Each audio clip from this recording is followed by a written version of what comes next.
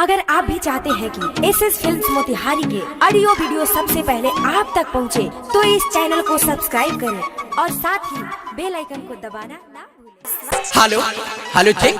अब भैया थोड़ा आवाज बढ़ाइएगा।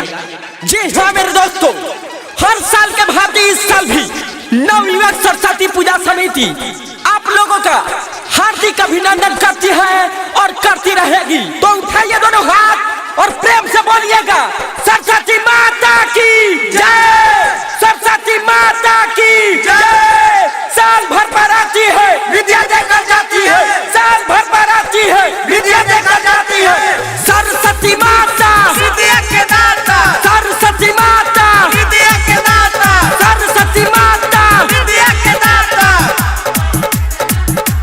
हाँ हाँ घर बा हमर सुन गिला मोतिहारी, कोरी भसान माई के सबसे अगाड़ी, सबसे अगाड़ी, सबसे अगाड़ी। घर बा हमर सुनो जिला मोतिहारी, कोरी भसान माई के सबसे अगाड़ी।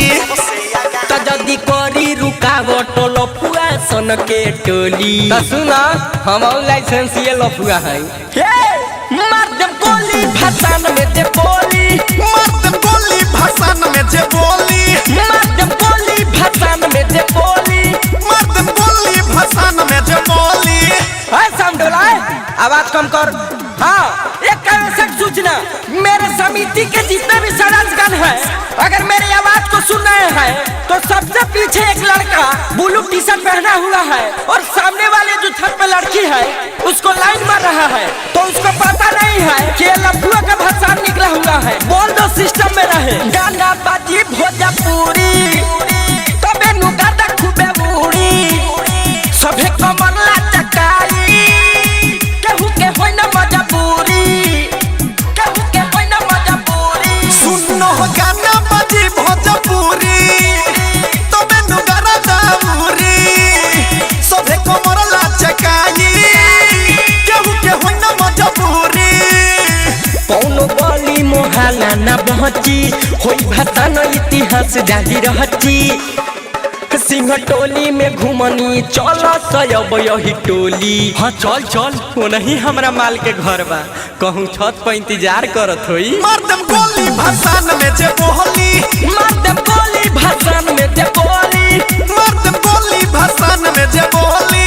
मार दे गोली भसान में दे बोली।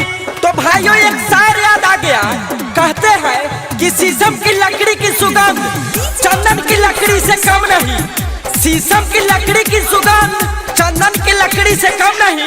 अरे पूजा तो सभी कोई करते हैं, पूजा तो सभी कोई करते हैं, लेकिन हमारा नवयुवक सरस्वती पूजा समिति भी किसी से कम नहीं। टाइगर सुजीत के बोलावो, रत्नेश के साथ न जावो, छोट मोट बावे जेला फरा, हसन फिरोज से सलटावो। Digital recording studio Tiger Sujeet के बोलावा, रत्नेश के साथ न जावा, छोट मोट बावे जेला फरा, किसन सुधीर से सलटावा।